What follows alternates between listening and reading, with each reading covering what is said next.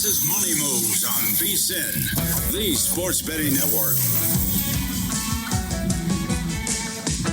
All right, we're rocking and rolling on a Thursday as we welcome you into Money Moves on VSiN, the sports betting network, Sirius XM, channel 158. Stormy Buonantony, Jonathan Von Tobel with you. Live as always from downtown Las Vegas, Circa Resort and Casino. Jam-packed 2 hours on deck. Lots to get to, so let's jump right in, set the table with everything we have to come with the rundown. It's time for the top headlines and topics of the day. This is the Rundown. JVT, we've got a handful of great guests on deck today. Greg Hoops Peterson going to join us, talk through some college basketball. Only 2 nationally ranked teams in action today, but still 56 games on the full card, so plenty of bets to be made. We'll also have Vic Carucci, Pro Football Hall of Fame voter, get his thoughts on how everything played out on the Bill Belichick front, although it seems you two might disagree. And Jeff Erickson with some early Super Bowl prop thoughts. You did that on purpose, because again, if I had a vote, I would have voted for Belichick. But as you and like 2 other guys on the internet thought, I was making the case for the other side. So I'm very much looking to talking to Vic and seeing what he has to say about this. Also, let us not forget, hear what he has to say about Buffalo, who decided to just kind of stay the same while also making a change. So I can't wait to hear what he thinks about what the Bills have done to break through after the last few years of not doing so. Yeah, Buffalo obviously elevating internally, naming Joe Brady their head coach. He was officially introduced a couple days ago, so we'll discuss all of that. Also, plenty of hockey on deck today. It is a 15-game card in the National Hockey League. This is the last full card like this that we'll have before the Olympic break. 30 of 32 teams in action and a couple really fun games, JVT. Patrick Kane looking to make history against the Caps tonight. He's 1 point away from making an NHL record for U.S. foreign players in points. And we've got Macklin Celebrini versus Connor McDavid in the nightcap. Should be awesome. Yeah, I'm kind of disappointed that I can't bet the hockey card today. So why can't you? Because I'm hot, baby. I'll melt the ice. Let's go. Blue Jackets got there yesterday. I think we retire on top of the hill. Looking forward to it. As I said, we're going to start doing the humans thing. We're going to start just going through these rotations and some big cards, especially in the NHL, and adding the hockey to our everyday repertoire just in time for the Olympic break. We were texting about that Blue Jackets game, though, last night. I was so mad, screaming at my television at stupid Travis Konechny, who couldn't stop scoring. He's playing the game on one leg almost all night, and yet has a hat trick, 2 of those goals in the third period to equalize. So a game that really shouldn't have been a sweat ended up being one late for us. Yeah. But yes, the Jackets do come out on top 5-3. Yes, it was heart pounding, but ultimately we got there. That's all we needed. It was a good night yesterday, so hopefully it keeps going. And they've been great, by the way, now winning 7 of their last 8, 6 of 7 since Rick Bowness took over. Yeah, Flyers not so good. Zach Werenski, by the way, though, leads all of defensemen in the NHL in points now. And we also have, in addition to the NHL, lots of hoops to get into on the National Basketball Association side. Plenty of games, a really fun card. But we're going to start with the news of Giannis Antetokounmpo. Could the Greek Freak be gone in a week? We got the news yesterday morning. The Bucks are willing to listen to offers for Giannis, and his frustration clearly increasing with Milwaukee. Nowhere near title contention. We've got a few people we want to hear from. Let's start with Shams Charania of ESPN and what he laid out yesterday. Ernie, to put it plainly, he has communicated with the Bucks. He's informed the necessary Bucks officials that he believes the time has come now for both of these sides, him and the Bucks, to move on after 13 years, after he led this team, this organization, to its first championship in 50 years in 2021. Sources tell me he is ready. He is prepared to move forward with his career elsewhere, either at the deadline or in the offseason. And what's changed here is the Bucks' approach and process. They're getting tons of aggressive offers right now in Milwaukee, and they are listening to those offers. Yeah, rightfully so. I mean, look, this is, I know a lot of people were complaining and calling out Shams about the reporting and whatnot, and you've been saying the same thing. No, look, this is Giannis Antetokounmpo. Let us not make any ifs, ands, or buts about this. Giannis does not want Giannis Antetokounmpo demands trade out there in the language. Whatever you want to say about that, and I'm with you if you're thinking that's stupid. It is stupid. He wants out. He doesn't want to be in Milwaukee anymore. He has demanded a trade. That is what has changed. So I think that as we now move forward, we'll see, as you mentioned, in the next week, because the trade deadline's coming up, whether or not this will actually happen. A lot of other people were kind of harping on his language, Shams, being that in the language of the report he said, or in the offseason. Again, Again, the criticism being, well, he's just trying to save himself. No, this is how this is going to work. There's a lot of different offers, but teams get access to more first-round picks once you get into the league new year or into the offseason. So when that happens, when you get to the draft, teams will have, I think the Raptors, for example, I think they have 3 first-round picks now. They'll have 5 when you get to the NBA draft. You get more access to picks further down the road. That's why this would change. That's why the Bucks would maybe say, no. Now, he has, Giannis, played his last game in a Bucks uniform. He's not going to play for the rest of the year. If he does not get moved by the trade deadline, then they will shut him down, and then they'll wait to the offseason to deal him. But I think a lot of people were kind of clutching their pearls over the reporting from Shams. At the end of the day, Giannis is the one behind the scenes desperately trying to not look like the bad guy when the reality is he wants out. He will get out, whether it's this week or in the offseason. And I do think that verbiage from Shams was important because it is a departure from everything that we've heard coming out of Giannis's part of this the whole time, that he has maintained that he's not demanding or requesting a trade, that the agents, that's whatever they talk about, that's them. That's not necessarily me. We have seen, by the way, some movement on the odds board for a handful of teams. The Bucks, who had been an odds-on number at minus 120, now plus 120, still favorites to keep Giannis ultimately when all's said and done. But the Timberwolves down from 30 to 1 to 15 to 1. The Hornets even a huge swing on this number from 100 to 1 to 22 to 1. Yet at the top of the board, it's the Bucks, the Knicks and Heat at 4 to 1, and the Warriors at 6 to 1 as your contenders to keep them. And those should be it. I mean, I actually would say that if you like to get involved in markets like this, I would say the Warriors are probably worth taking a stab at plus 750, only because they have one of the more straight line packages. And again, folks, like we've got to be smarter than this when we talk about these certain things. When a lot of people are like, oh, Jimmy Butler, like, again, he would be an expiring contract that potentially you could flip if he comes back, plays healthy, whatever it is. You'd also have access to a ton of first round picks from the Golden State Warriors, the last of which would be 2031. I'll ask you, Stormy, it's 2026. How effective do you think Steph Curry will be then by extension of the Golden State Warriors in the year 2031? Probably not great. Right. So that pick is probably pretty good if you're the Milwaukee Bucks. So there are packages to be had. How old will Steph be? How old? Yeah, look it up right now. Because here's the thing, you have to match money. That's also part of this. He's 37 right now. Yeah. So, and so we're talking about 5 years down the road from now. So people sound, I think, somewhat stupid where they're like, oh, they're only going to get Jimmy Butler. It's not the point. The point is that you have to match salary. Technically, you could match Draymond Green and send him out there. So like Green could potentially be a candidate, but if you're Golden State, why would you ship off him and then just use, just have Giannis and whatever is left? You're going to use Jimmy Butler as a salary match. So that's the reason why it's there. The package would be Jonathan Kuminga. Maybe they would include Brandon Podziemski, the guard. But the first round picks are there. The Raptors, again, are one of those long shots, but I think that they're going to be out there. The other team that's interesting, at least in terms of has a ton of things to offer, including control of Milwaukee's draft, is actually the Portland Trailblazers. But I don't think that they would make that deal. So at the end of the day, the Knicks, the Heat, the Warriors, the Knicks package doesn't look great on its surface, but you would get OG Anunoby back, who would then, I think, if you're Milwaukee, get flipped for a few more first-round picks as well. So that's part of the package and the attraction there. But at the end of the day, I don't know if he's going to get moved. I think it's a slight favorite that by this time next week, he's gone. But it's not a guarantee by any stretch. And so we could go to the offseason thinking that we still don't know if Giannis is going to be on what team. For a little more context on this, let's go to the Hoop Collective podcast and hear from... Let's hear from them. I just want to add context to this really quickly, too, because one of the teams that is out there that is known to make some pretty big deals is the Philadelphia 76ers. They have some assets. They have a ton of assets and young players. And so that was the context behind this clip as well, because they are one of the teams that is out there potentially for Giannis. And we got a report about an hour and a half ago that Giannis does want to play with Tyrese Maxey. Here is Tim Bontemps. Daryl Morey runs the Sixers. So I would say sure, just because Daryl Morey runs the Sixers. And this is the kind of thing he would typically look to do. However, I would just say, having just been in Philadelphia has been very mad about their team for a while. And they're very in love with their backcourt. And for as great as Giannis is, I think there might be a lot of anger in Philadelphia if they made a trade like this. And I just don't see the Sixers doing. But you're having a meeting. This. I mean, every team in the league should have a meeting to discuss it. But I don't think they're doing it ultimately. Doesn't think they're doing it ultimately, but they have a pretty attractive package. Yeah. You can send out VJ Edgecombe. You can send out some first-round picks. You've got the salary match and a bunch of expiring contracts on the books that could potentially get him there.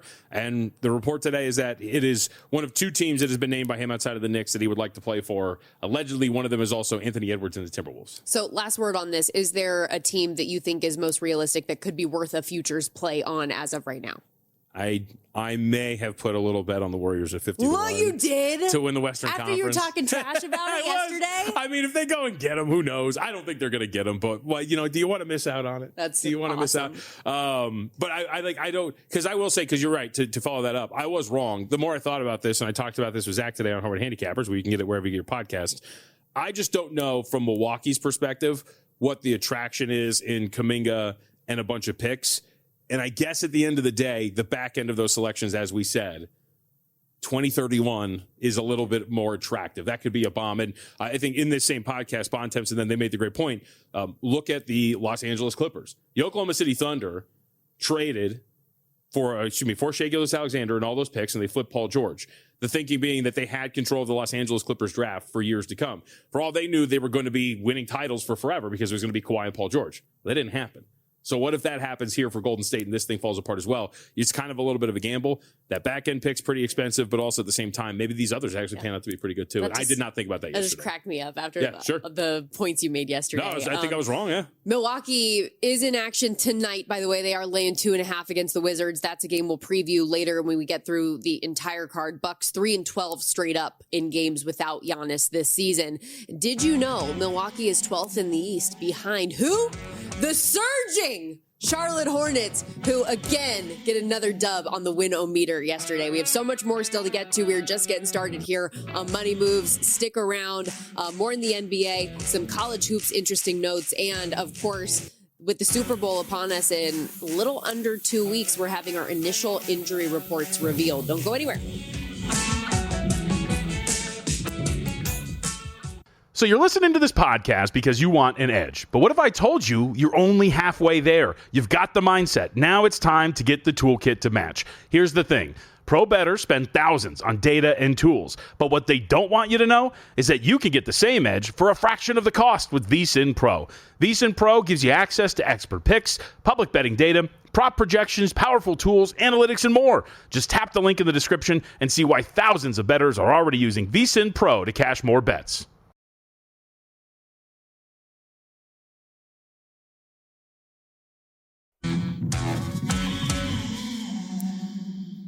You're watching Money Moves here on VSiN, the Sports Betting Network. Super Bowl 60 is upon us, just under 2 weeks away, as we welcome you back here to Money Moves, VSiN, the Sports Betting Network. Stormy Buonantony, Jonathan Von Tobel with you. Looking at some of the early bet split numbers, JVT, on DraftKings, 77% of the handle, 71% of bets, laying the 4.5 with the Seattle Seahawks. We talked with Jeff Sherman of the Westgate earlier this week, and he talked about that early sharp money being on the Patriots at circa, and granted, we know there is a big money line play on the New England Patriots here, at circa 37% of the handle and 62% of the bets on Seattle. So you see at least that early disparity between the public money and maybe some of those sharp plays, at least as of now. From the total standpoint, 62% of the handle, 56% of bets on the over at circa, as well 75% of the handle and 70% of bets on the over. Yeah, I think I don't think it's too surprising here at this point right now that the Seahawks are shaping up to be the public side. I figured that would be the case considering the spread and whatnot and the early signs as we were hearing. We saw another big sharp get into the fray as well earlier today. As one group, I think the group's name was Kylie Jenner, had announced that she is on the New England Patriots money line today. So, wow. Yeah. So sharps are just piling in on the New England Patriots. I must have missed that one. Yeah. That's pretty good. Went money line. She got some partnership, I think, with Fanatics. So either way. Because who doesn't? No. Right. It was not a bad commercial because they brought up the Kardashian curse. And then at the end of the commercial, she notes, she's like, it's not even my last name. So it's a pretty good commercial, but it's also part of partnership. So she's got like $1 million, I'm sure, all of her dollars on the New England Patriots money line here. I'm not surprised. Are you? I mean, by the time we get closer, this will get a little bit, I think, tighter. But I think it's safe to say that a majority, in terms of what you're reading here, handling bets at DraftKings, being on Seattle, and then having that small skew here at Circuit, because like you said, that is going to be slanted because of the early bet that they took. That will even out, and I'm sure you'll get a little bit more here in Seattle's favor. Yeah, public liking the favorite and the over, at least early, which is to be expected. And you'll get the reverse line movement. Kylie Jenner's baby's name is? I would assume it's something weird like Indigo. It's something weird like Stormy. Is it really? Yeah. You're lying. Is it seriously yeah, Stormy? It's Stormy with an I. I didn't even know she had a kid. To the point where people have asked me, because the name has become more popular in recent years since she named her daughter that, people have asked me if I'm named after her. I'm 33 years old. You look young. That's America in 2025. We did get our... You look younger today, too. Do I? I wonder why. Interesting. We do also have our first practice reports officially that came out yesterday. And these are injury reports that are estimated practice reports. We didn't actually have practice yesterday, but Drake May was limited with that right throwing shoulder. And while, again, it's not an actual practice, I think it is worth noting that if they would have practiced, he would have been in a limited capacity. And like there are rumors that it's an AC joint sprain. We don't actually know anything firmly, and it could be nothing, but could be something. Any thoughts on it? I think you just get into a dangerous game of trying to assume how healthy he is. He's going to play. We know that. I just, we talk about this all the time when it comes to injuries, and we're going to have two, like you said, we're going to have 2 weeks here to just think too much about this. I go back to our first Super Bowl VSiN, where it was the Falcons and the Patriots, and Falcons center Alex Mack had a foot injury, if I remember correctly, in that Super Bowl. I think we did like 20 updates on the foot, and I think that this is going to be something too, where we're going to talk about it a ton. At the end of the day, Drake May is going to be out there. He's going to be given treatment so that he probably doesn't feel the shoulder, whatever it is. And I would expect that as much as you can be after playing, what are we talking about here? 20 something odd games of NFL football, that you're going to be fine.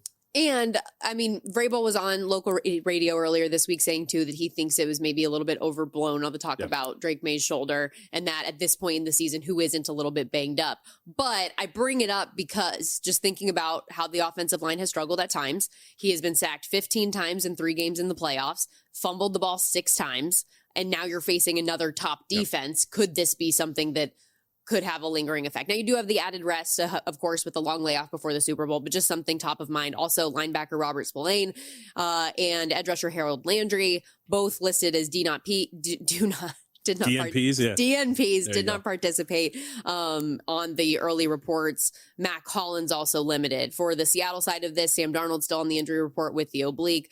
Charles Cross, left tackle, foot. His backups, both Josh Jones and Amari Kite, in limited roles as well, and a handful on the defensive side. Ernest Jones, in particular, a linebacker, as a DNP with a chest. That is a new injury that has popped up on the report. Yeah. I think you monitor these and see what's going to happen. But I always do wonder. I mean, like you said, the pressure on Drake May is going to be very important. Regardless of the shoulder injury, though, it's going to be important. Will Campbell's kind of struggled here.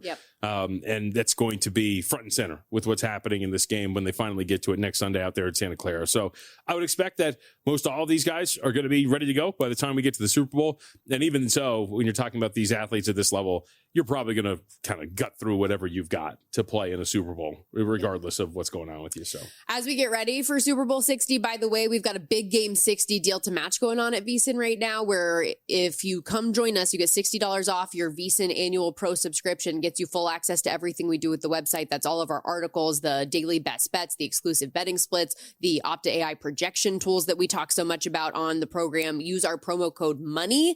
That'll save you, again, $60 off for big game 60. VSiN.com/subscribe, code MONEY. And we talked yesterday about how last night, the Westgate was going to unveil their prop menu. 7 p.m. yesterday, they had a ton of bettors waiting in line to be able to get up there, place a $2,000 prop bet or 2 of them, then get back to the back of the line and go through once again. They reportedly had a pretty steady stream of bettors for about 2 hours out there getting things underway. And John Murray dropped some of the notable sharp plays that were in action. You want to hear them? Sure, let's go. So Ramondre Stevenson, over 2.5 receptions at -140 was a popular play. Okay. Travion Henderson, under 4.5 receiving yards. He had just 4 snaps in that last game against the Broncos too. That's an interesting one because, look, like you said, Henderson's clearly, I don't want to call it the doghouse, but clearly Vrabel just doesn't trust him for whatever reason. He's young, all that kind of stuff. That the Patriot way of not really trusting younger running backs as well, they can maybe kind of hanging around here. But if he does he is a very dangerous under, because if he just gets one touch, yes, like he's electric enough and explosive enough to take that for a very big gain. But I think is one of the more curious guys to see here, because if you feel like you can get a read on how they're going to use these running backs, God bless you. I think you're going to need a guy like Henderson to generate some explosives, and he might have a slightly bigger role, but that's just guesswork on my part. Mm-hmm. Total number of Seattle players with a rush attempt over 4.5. Okay. So 5 different players with a rush attempt. Yeah. So would you say 2 running backs, Sam Darnold, Rashid Shaheed, and then where else would you get the other one? Who else would you get a rushing attempt from potentially? I mean, would you get a third back? Yeah. Would you get Cam Akers with one? I mean, something like that potentially. That's fun. Because Shaheed, is going to get one. Yeah, Shaheed is expected. You get another end around with Jackson Smith-Njigba potentially to get him out there too. Fullback, something like that too. Mm-hmm. Will there be a 2-point conversion? No. -140 was one of those sharp bets that was made. Distance of first field goal made over 36.5 yards. That makes sense. And wide receiver for Seattle, Jake Bobo, under a receiving yard. Under a receiving yard? Jake, don't call me Mike Bobo. I mean, yeah, it makes sense. Like it's probably going to be all hands on deck in terms of some of the bigger guys, and you're not going to take many snaps off. It's the final game, so the top pass catchers and skill position players are going to be out there. Maybe Bobo's one of the guys that actually gets a rush attempt. Again, trying to get some unique aspects of what this offense is going to look like. Distance to the first field goal made, I think that makes some sense. McDonald especially is a guy, and I think both of these coaches are more than willing to take points at times. But especially McDonald's, like we talked about him trotting Myers out there almost every time possible, and I think he's going to be willing to do that. And some of these opening drives get a little tight. You just want to take the points, and sure enough, you probably kick a little bit of a longer field goal. A couple fun additions to their menu this year. Will there be a blocked punt at 12-1? Okay. And how many blocks have we seen this year in general? I mean, again, the Seahawks special teams has been brilliant. I mean, if there was a team that's going to pull it off, I think it would be them. And will both teams have a safety? 250-1. I feel like I'd want more than 250-1, wouldn't you? Too. Yeah. Yes.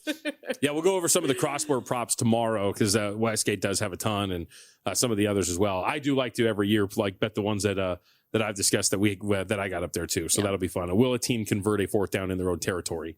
And nowadays that gets a little bit, it's a little bit more likely because when you get to like the 45-ish yard line in your own territory and it's like a 4th and 1, sometimes you're going to go for it there. So those are always fun.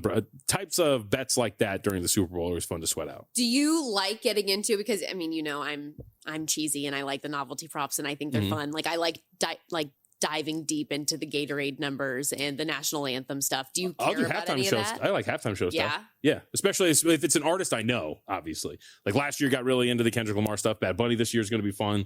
So for some of the halftime novelty props as well, I'll be on the ground, so I'll try to get some information for us. You know what I mean? Talk to some folks to see how long certain things are, maybe who's visiting and who's not. Worth pointing out, I'm sure it's been baked into the market already, but with the Patriots there, Bad Bunny and Cardi B do have a song together. Oh, snap. What is it again? I like it like that. Is it that one? Yeah, there you go. See, I know something. I am very musically challenged. I am not good when it comes to this kind of stuff. So new artists, I'm awful at. And then the one that's speaking Spanish on top of that? Yeah, man, I am so white. So on that note, we got to step aside here. When we come back, diving into a little college basketball action, Greg Hoops Peterson is going to join us to go through the 59 game card tonight.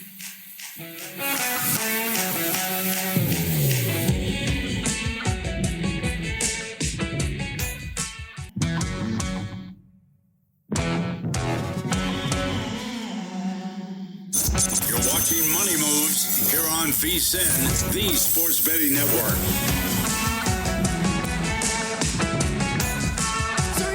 Jonathan Von Tobel with you live in downtown Las Vegas, Circa Resort and Casino. And did you know you can win a larger-than-life World Soccer Championship experience right here at Circa Resort and Casino in Las Vegas? One lucky winner scores a 2-night stay at Circa. VIP cabana for the games at Stadium Swim with $500 in credit plus $250 in food and beverage credit.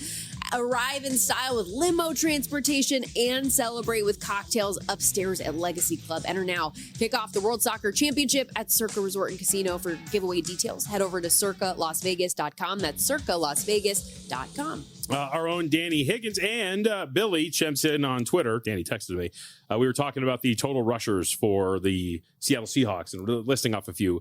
Forgot to mention AJ Barner's their tush push guy. That would be a potential other rusher that you would have out there on the field too. So keep that in mind. Yeah. Tush push. Over 4.5. That was we were talking about the Westgate Superbook had their prop menu revealed yesterday with all the bettors getting in and some of the sharp plays that were identified, one of them being over 4.5 rushers for the Seattle Seahawks. Let's get into a little NBA here though, because this is, you cover so many things, but this is a sport very near and dear to your heart, our senior NBA betting analyst here at the network. And last night, a big dub for the Charlotte Hornets as the winometer goes up to 20 now, ladies and gentlemen. We need a button. This is the first time too that, guys, I bet the Hornets as a favorite, no less, and they actually won. Dominant win too, 112-97 over the Grizzlies, a season best 4th straight win. 5 wins in their last 6 games. They're 9-5 since January 3rd. 20 wins now passes their entire win total from last season. I know there are a lot of different angles we're going to get into today, not only with today's card, but some future elements as well. Tough schedule spot against the Mavs tonight, no? It is. That's why I actually did bet the Mavericks today, plus 4.5. The other aspect of this, too, is the Mavs should have, because the Mavs are also in a similar scheduling spot, but Cooper Flagg didn't play yesterday. Klay Thompson didn't play yesterday. Right. They sat those guys out. They're going to play them today, it sounds like. So it's not like a true back-to-back for them in the sense of some of their guys are going to be rested and ready to go. So, look, third game of 4 nights, second leg of a back-to-back.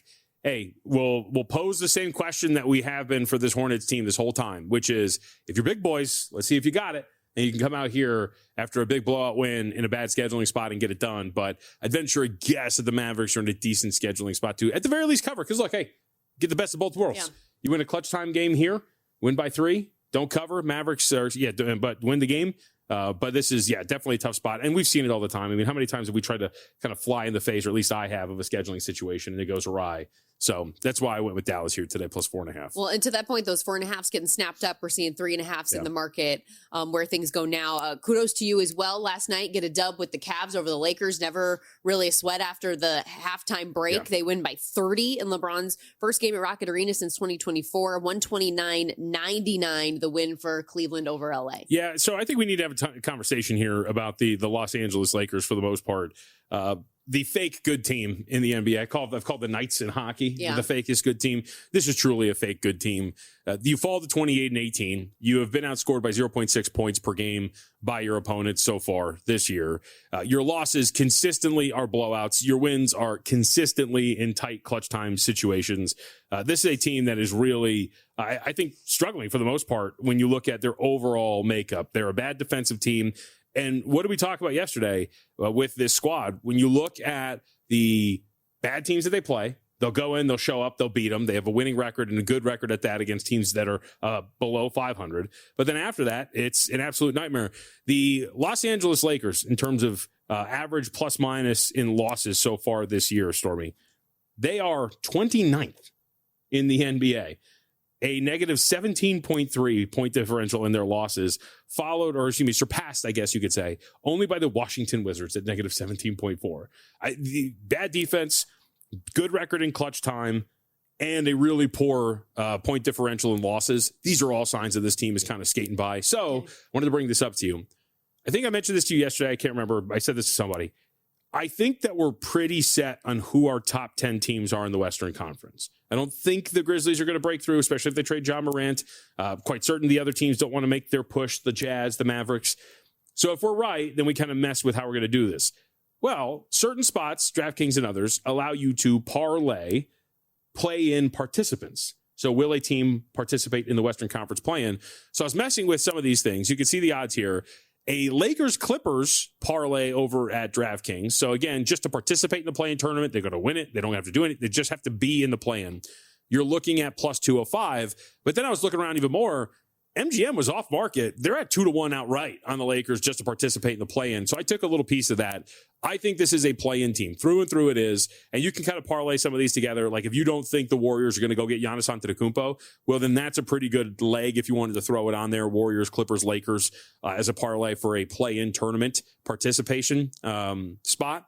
But I think that there's something we can do here with a few of those, but specifically the Lakers to participate in the play-in at 2-1, which is available at MGM, I thought was definitely worth adding here at this point. It's a good angle to put in the account for sure. Let's continue to go through some of these games, though. I know one game you are interested in, Rockets Hawks, and Houston opened a 5-point favorite. They're down to 3.5 right now. Both these teams on the second half of a back-to-back. Houston off the loss. I mean, they were up as many as 16 to the Spurs.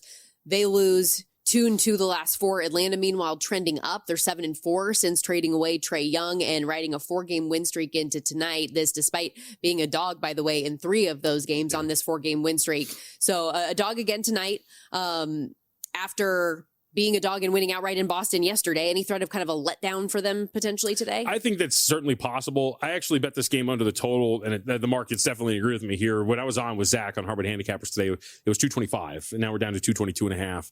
But I do like the Atlanta Hawks. I'll take the low-hanging fruit. It's not like I don't think, and by the way, there's some fours popping up, so the market would disagree with me on the side, but agrees with me on the total. I don't think that the book was written last night on the Houston Rockets, but you definitely saw the path to beating this team. So the Rockets are up, as you mentioned, in that game, and Mitch Johnson and the Spurs go, you know what? We're going to put Victor Wembanyama and Amen Thompson, and he's just going to help off of Thompson. And we're going to tell Amen Thompson, shoot the ball. We don't trust that you can hit it.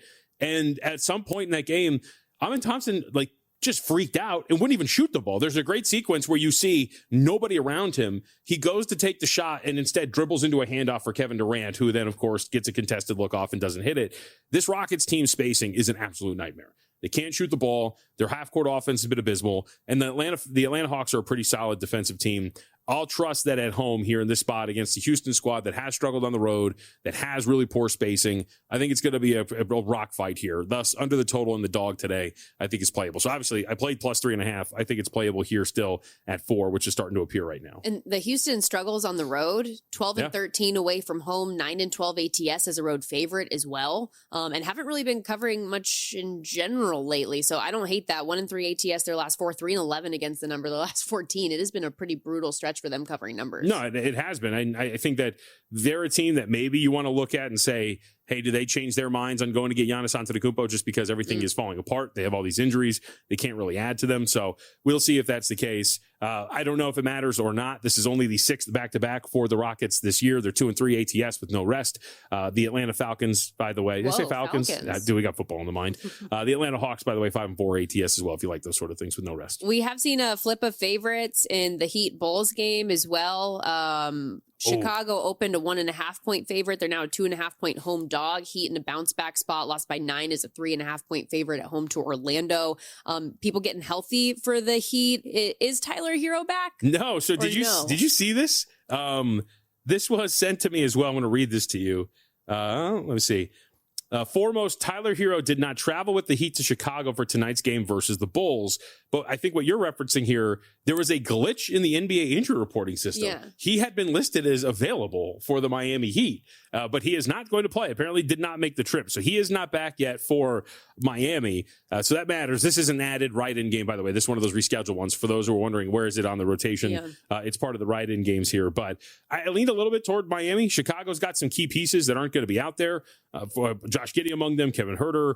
But the fact that Tyler Hero is actually out, and you do have some questions as to, like, Davion Mitchell's not available, I would sit back on the sidelines, but lean toward Miami. But once I saw the actual injury report and the correction there, thought, you know what? I'll sit back and wait to see how this plays out. Man, isn't that weird, though? You teach me how to use the injury report page, and then this is what happens. I know, right? Sidelined for an 8th straight game now, and still no timetable to return, it appears. Last 90 seconds, anything else you want to make sure we hit here?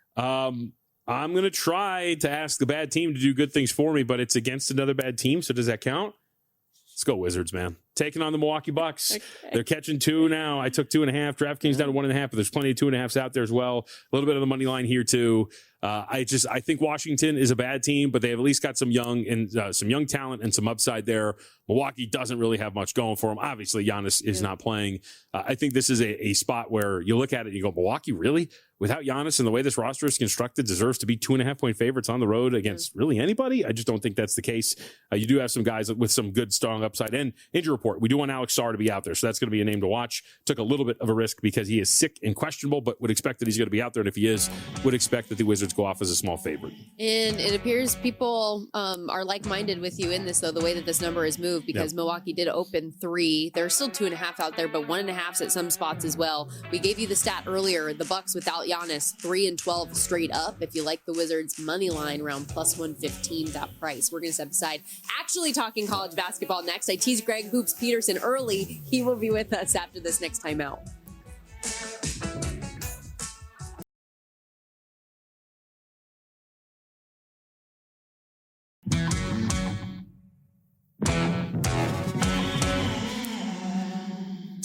You're watching Money Moves here on VSiN, the Sports Betting Network. Back here on Money Moves, VSiN, the Sports Betting Network, Sirius XM Channel 158. He's Jonathan Von Tobel. I'm Stormy Bonantoni. Excited to dive into a little college basketball action as we welcome in our good friend Greg Hoops Peterson on the Progressive Guest Line, host, of course, of the Coast to Coast Hoops podcast. You can also catch all of the work over at VSiN.com's college basketball betting analyst. Only 2 nationally ranked teams in action today, Greg, and they're big favorites. Fortunately, we've got a lot of games, though, that we can get into on the card, 59 total in Division I basketball. How are you today? I'm doing great, and as I always like to say with these college basketball Thursdays, it's a day where you don't necessarily get a lot of sizzle, but you get a lot of steak. A lot of these mid-major teams, you get a lot of betting action, and winners out there in conferences like the Coastal Conference, they cash just the same as those top 25 teams. Absolutely. Before we do get into some of those, though, real quickly, did you have any opinion on, we've got number 8, Iowa State hosting Colorado, laying 17.5. Number 9, Illinois, laying about 12.5 points, hosting Washington. Any opinion on either one of those games? I'm right now waiting to see what happens with this Colorado versus Iowa State line because I made my number 17.5. I did take it on the under. Right now, waiting on that side. If we could get down a little bit further, I'd be willing to lay like a 16.5, 17 to Iowa State, but haven't really seen that dip quite yet. And then with Illinois, I did lay it with them. I was willing to go up to 2 touchdowns with them. Washington just has not been the same away from them as Illinois. The one way that you're really able to beat this Illinois team is by being able to shoot threes. And Washington away from home, they're shooting less than 30% from threes, still dealing with an injury to Desmond Claude. Wesley Yates has been in and out of the lineup. I like Hans Steinbach, but having to go up against those bigs of Illinois and having to deal with all the travel, I think that that's a rough spot for this Washington team. And right now I'm starting to see this Iowa State number come down just a little bit. So if we can secure that 16.5, 17, I'm willing to lay with them. Just a general question for you that ties into that. Are you much of a spot better, Greg? Do you factor that in? I mean, Illinois coming off the win against Purdue and how they've played, is that something you factor into your handicap, or you just go purely by the numbers?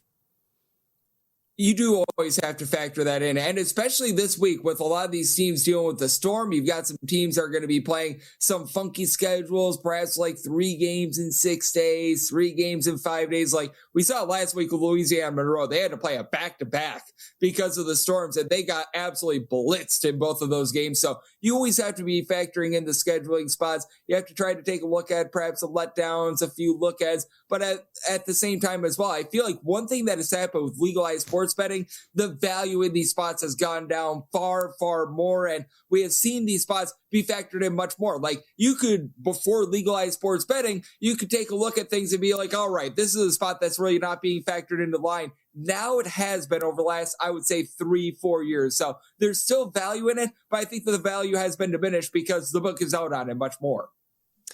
Let's go to one of these lower level conferences. I'm a big fan of the SoCon personally, and we've got Wofford and Chattanooga going head to head tonight. Wofford getting 1.5 points right now, which I believe was a flip of a favorite in this spot. Chattanooga laying it now at home, total 151.5. What are you looking at?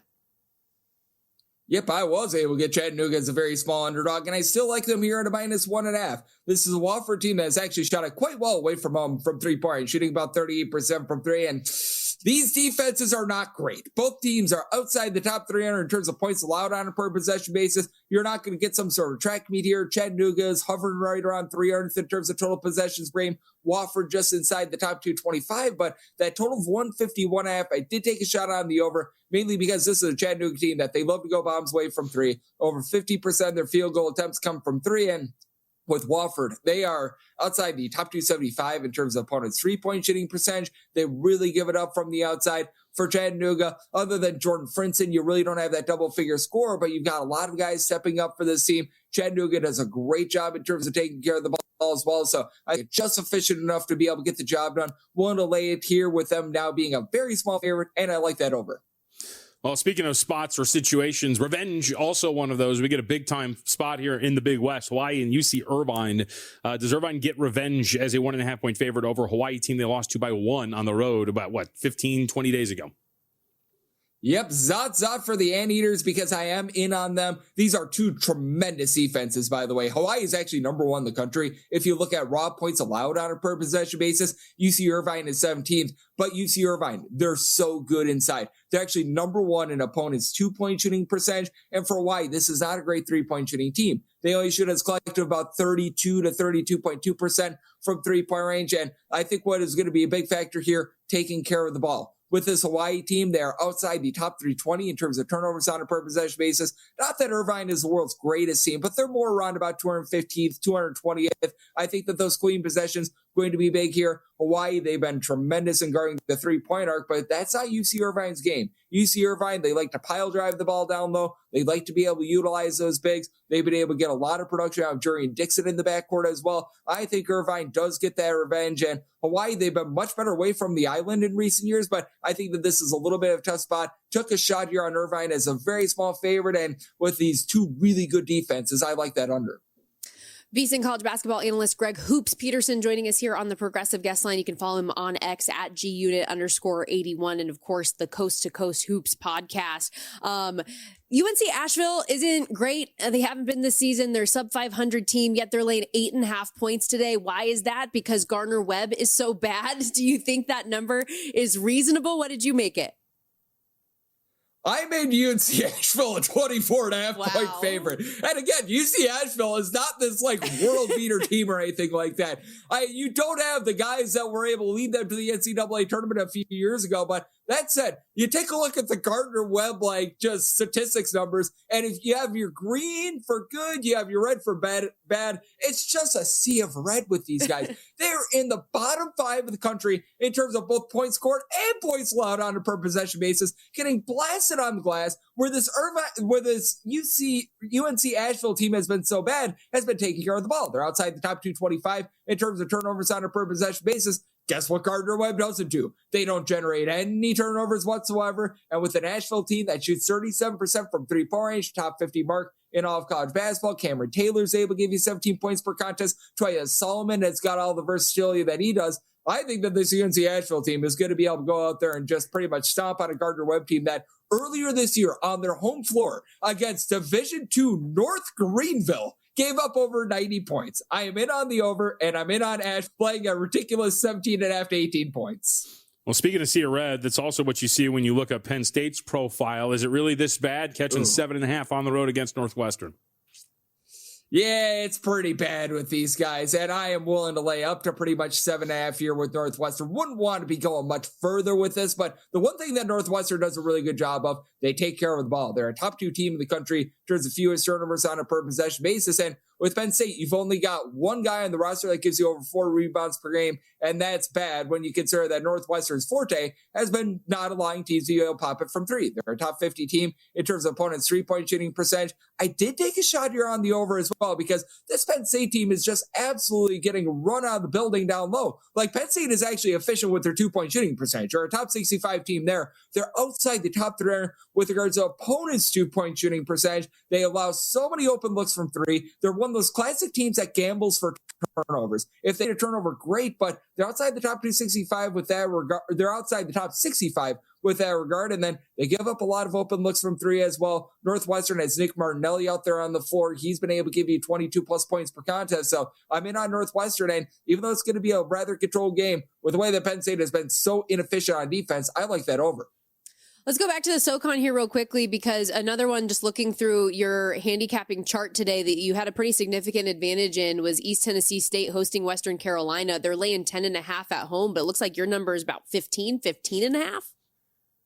Yep, I'm willing to lay it here with East Tennessee. I'd be willing to go up to 14.5 with them. With East Tennessee, they do such a great job on defense, 51st in the country in terms of points allowed on a per possession basis. And their real strength this year has been generating turnovers. They're a top 55 team in terms of turnovers generated on a per possession basis. And Western Carolina does not take care of the ball. 268th in terms of turnovers on a per possession basis. Western Carolina, their main strength is grabbing second and third chances. They're a top 90 team in terms of offensive rebound percentage. East Tennessee State, top 45 team in terms of defensive rebound percentage. So they don't allow you to get those second and third chances. And with East Tennessee, they should be able to get a lot of good looks from three. Of Western Carolina, outside the top 315 in opponents' three-point shooting percentage. They've been absolutely getting destroyed there. I like East Tennessee in this spot, and East Tennessee has had a few ball control issues. Western Carolina, they don't generate turnovers, so clean possessions be had for the Buccaneers. So I do like them laying this number.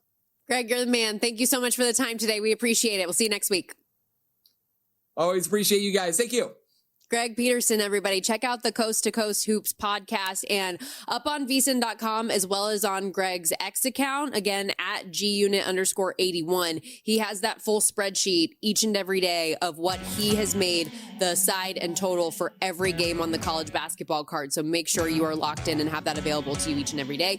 We've got to step aside here when we kick off hour 2. Excited to have Pro Football Hall of Fame voter Vic Carucci, who's going to join us. He also covers the Bills very closely, so we can talk about Buffalo. But of course, the big, huge news over the last 48 hours, Bill Belichick, not a first ballot Hall of Famer, his reaction to that and more as we kick off the next hour.